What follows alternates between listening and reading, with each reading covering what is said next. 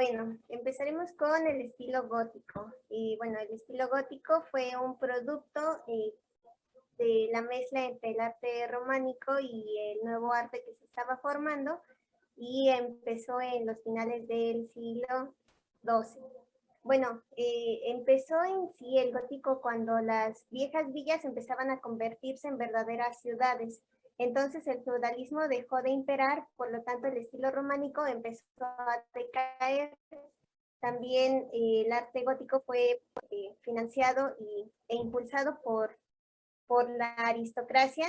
Entonces la burguesía empezó a ser muy importante. También por eso fue un poco el cambio radical que teníamos entre el arte románico y el arte gótico, que ahorita vamos a ver más o menos en qué consiste y cuáles eran sus diferencias. Bueno, las características generales. La palabra gótico viene del vocablo goético, que significa mágico.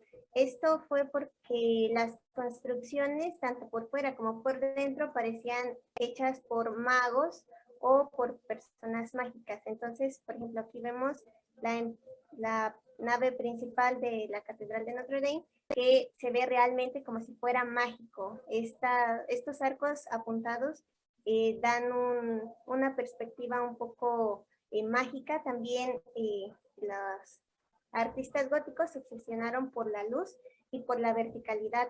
Dejaron de hacer construcciones que tendieran a la horizontalidad para empezar a hacerlas verticales. Entonces eso hacía que cuando entraras te sentieras pequeñito, pequeñito, pequeñito. También, bueno, con el crecimiento de los feudos en grandes ciudades, se necesitaban nuevos artes para que la sociedad empezara a ver el cambio y empezara también a asistir más, porque pues a veces lo que tenemos alrededor ya no causa tanta emoción. Entonces pues a veces las personas dejaban de ir y ya no se sentían tan asombradas, entonces necesitaban un impulso. También el arte gótico genera un sentimiento de inquietud, porque bueno, en la escultura y en la pintura está cargado de demasiadas cosas, entonces como que no termina de cuadrar todo si no lo ves por separado. Si lo ves así todo junto, en conjunto, pues causa inquietud y extrañeza. También en la arquitectura, al ser edificios tan altos y por fuera se ven un poco lúgubres, daba un sentimiento de inquietud. Bueno, vamos a irnos por las características de la arquitectura. La arquitectura, como ya dije, que se hacía de forma vertical, necesitaron ahora nuevos elementos. Entre ellos fue el arco apuntado y la bóveda de crucería. Esto era para que los muros fueran reemplazados por vitrales, así entrar más, no solamente, por decirlo así, luz natural, sino que también los vitrales estaban coloreados con diversos formas, paisajes, que también eran ilustrativos. Entonces esto también daba un sentido como más mágico. Para esto tuvieron que hacer los arcos apuntados y se empezaron a poner estas, vamos a llamarles vigas, para poder sostener los edificios y que estos no se cayeran, no se tambalearan y pudieran resistir todo el peso de la construcción. Las bóvedas de crucería existían de diferentes tipos, dependía de la construcción, del arquitecto o el artista y también del lugar en donde se estaba ubicando. Bueno, entre ellas tenemos estas que son como las más clásicas, igual que estas, y estas ya fueron en el gótico tardío, que era aún más decorado.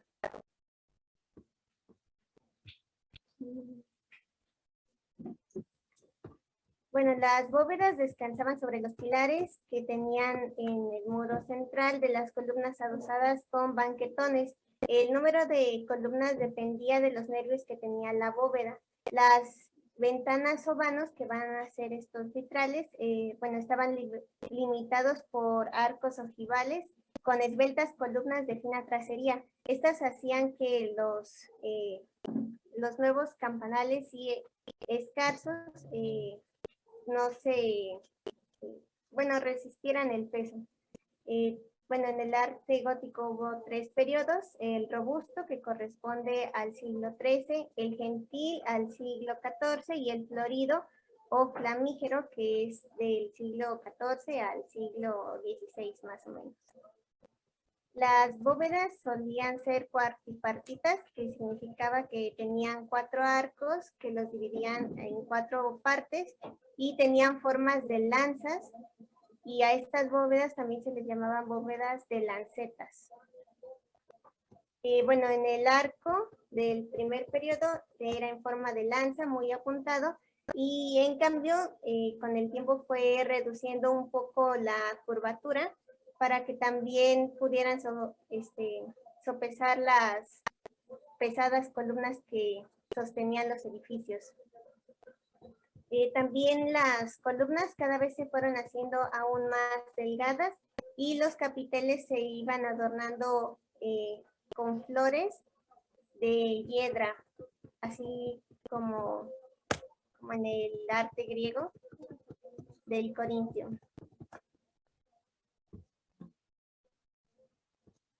Aquí tenemos un poco cómo eran las catedrales góticas. De este lado tenemos, esto sería la nave principal, la nave central, y las 2 de los costados serían las naves laterales. Estas eran como estilos castillos porque contenían torres, que son las construcciones que vemos de este lado. Aquí estaba el altar, esta parte de atrás era la girola, que era un poco como la, ¿cómo se llama la parte? La sacristía. Y bueno, viendo un poco más como por fuera, teníamos grandes pináculos. Esto hacía que se viera aún más elevado en vertical. Teníamos los arbotantes, que van a ser estas vigas que sostenían ambas partes del edificio para que se mantuviera firme. También tenemos los contrafuentes, que eran estas columnas que también servían para sostener. Los arcos apuntados, que eran de, bueno, así. La bóveda de crucería, que era lo que sostenía las naves principalmente. Y bueno, todo lo demás. Estas son las columnas y estos capiteles eran los que se adornaban. Ahora pasaremos a la pintura. La pintura se caracterizó por 2 vertientes. La primera, el lineado, que era un poco como los libros que estábamos viendo en el arte románico, pero estos ya van a ser como de uso un poco más común, se van a empezar a leer y van a empezar a usarse también por músicos. Aquí se anotaban las partituras de algunos cantos gregorianos que la gente ya empezaba a leer y a utilizar. Entonces estos eran adornados, igual que los vitrales. Los vitrales propiamente no es una pintura porque pues no es como algo que asociemos literalmente con la pintura, pero también era parte de ella porque los vitrales en algunos casos eran pintados, otros eran con vidrios policromados, y estos incluían ya los paisajes de fondo. No eran paisajes tan claros, pero sí ya se empezaban a incluir. La importancia de la luz y el color pues fue bastante fundamental porque el color en los vitrales daba una apariencia mágica del lugar y creaba como una ligera neblina que distanciaba un poco entre la realidad y la ficción. Esto era como un símbolo de la divinidad. Y también la perspectiva empezaba a ser más importante. Ya no vamos a tener los cuerpos fijos que nada más voltean la cabeza o así que teníamos en el arte románico o el paleocristiano. También va a ser anecdótico y naturalista. Anecdótico porque van a contar varias escenas de la Biblia para que sea también como catequético.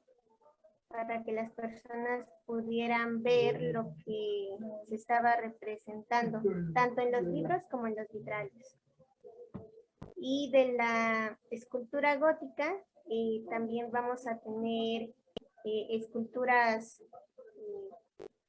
pues de personas que van a ser vírgenes, santos, van a ser algunos como símbolos, por ejemplo, las estaciones del año, también se hacían con símbolos de personas, normalmente eran mujeres que cargaban cestos con diferentes productos que eran dependiendo de la estación.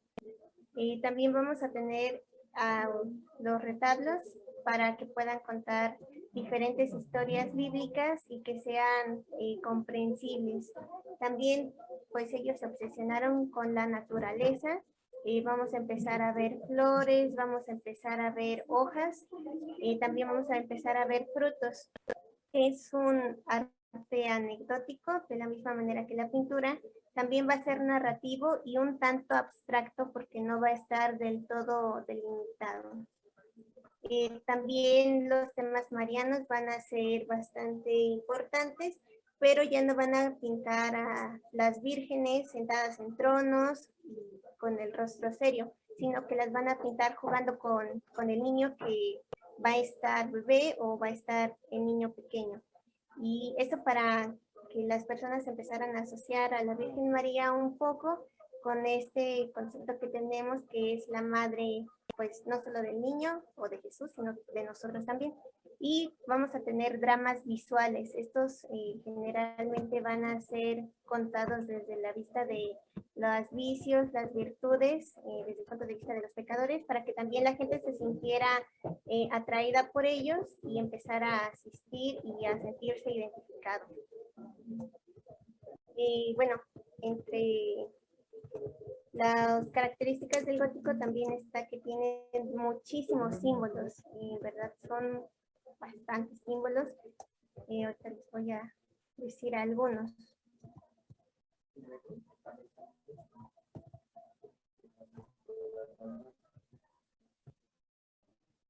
Bueno, la iconografía va a tener un cambio notable con respecto al románico. El escultor gótico no solamente desea representar, por ejemplo, a un Cristo, sino que este va a ser un poco más representado con sus llagas, un Dios más misericordioso. También la pasión será un tema obsesivo en los escultores góticos, al igual que el niño desde su nacimiento hasta pues ya su etapa de la crucifixión. Generalmente los niños van a tener expresados en sus ojos como una pesadez que va a significar el futuro de la cruz que va a tener que pasar. También los crucificados ya no van a estar crucificados con 4 clavos, sino que tendrán 3, 2 en las manos y 1 solo para los pies, porque para el estilo gótico el 3 simbolizaba la divinidad, y también un poco después va a ser la Santísima Trinidad. Las estaciones, como ya les comentaba, van a ser simbolizadas con jóvenes. La primavera va a ser una joven portando flores. En el verano va a ser con la misma chica transportando espigas. En el otoño generalmente van a ser hombres, al igual que en el invierno. En el invierno van a ser más ancianos. También se van a representar los elementos. La tierra va a ser representada por mujeres con frutos o cestas y con animales. El aire van a ser ángeles, ángeles soplando. Y cuando tengan un rostro como más desfigurado, van a ser la tempestad o los demonios. Si son 4 ángeles, van a ser los 4 vientos, que va a ser Céfiro, Septirón, Solano y Austro. El agua va a simbolizar, bueno, va a ser simbolizada por líneas serpentinas. Estas pueden estar en las naves y también pueden contener algunos peces. Y para el fuego van a ser representadas con hogueras o con damas con antorchas.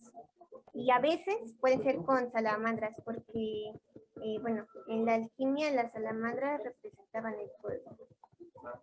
Los vicios y las virtudes van a formar los bestiarios.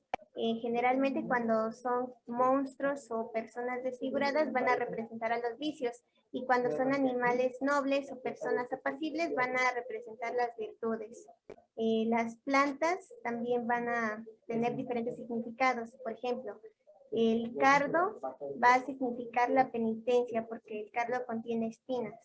El amor va a ser simbolizado con las granadas, porque las granadas dejan pigmento rojo, que también es eh, como símbolo del amor, ¿no? La espiga va a ser la Eucaristía, la palma va a ser la resurrección y el olivo va a ser la paz. La vid va a ser la fertilidad en Cristo, que es esta parte de que pues es lo que nos da la redención. Por la sangre de Cristo hemos sido redimidos. Y la hiedra, la vida perpetua. Y existen muchísimos otros símbolos como el cordero místico, el crismón, que bueno, ya habíamos visto que es el símbolo que está integrado por la letra X, por la letra P. Van a haber también algunos fénix que van a significar la resurrección final, la vida eterna. Y bueno, van a haber muchísimas otras cuestiones que se van a ir simbolizando después. Y bueno, eso es la exposición del arte gótico. Espero que les haya quedado un poco claro. Traté de irme algo rápido porque es mucha información del arte gótico,